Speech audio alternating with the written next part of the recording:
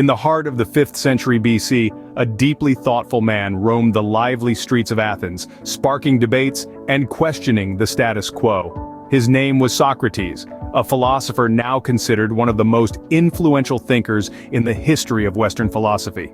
In an era of profound cultural and political change, his ideas challenged the accepted norms and laid the foundation for critical thinking and self-examination. Socrates, unlike many of his contemporaries, never wrote down his philosophical insights.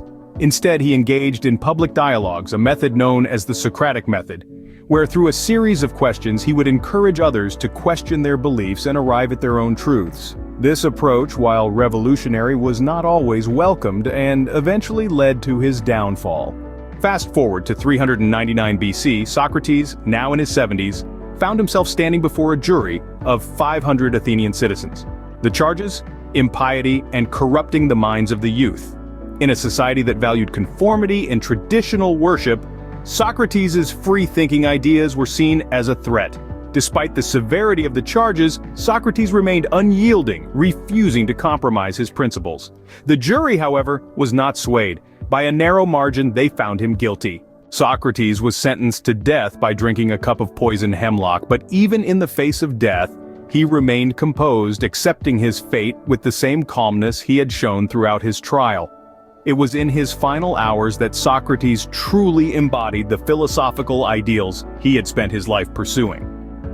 As the sun dipped below the horizon on his last day, Socrates found himself in the company of his loyal friends and students.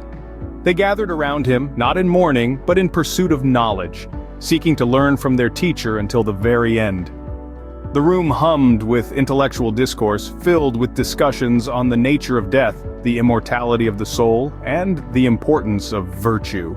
The philosopher Crito, a close friend of Socrates, pleaded with him to escape, but Socrates refused.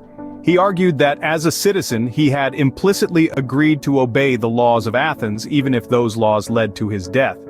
This belief in the social contract, the idea that citizens have a moral obligation to obey the laws of their state, would later form a cornerstone of Western political thought. As the hour of his execution approached, Socrates drank the poison hemlock with the same tranquility that had marked his life. He lay down and calmly awaited his fate, comforting his distraught friends with the notion that death was merely a transition to a new state of existence.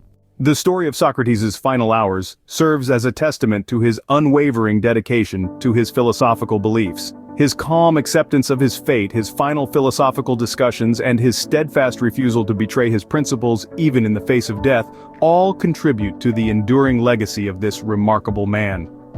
In the end, Socrates' death was not a defeat, but a triumph of the human spirit and the power of intellectual freedom.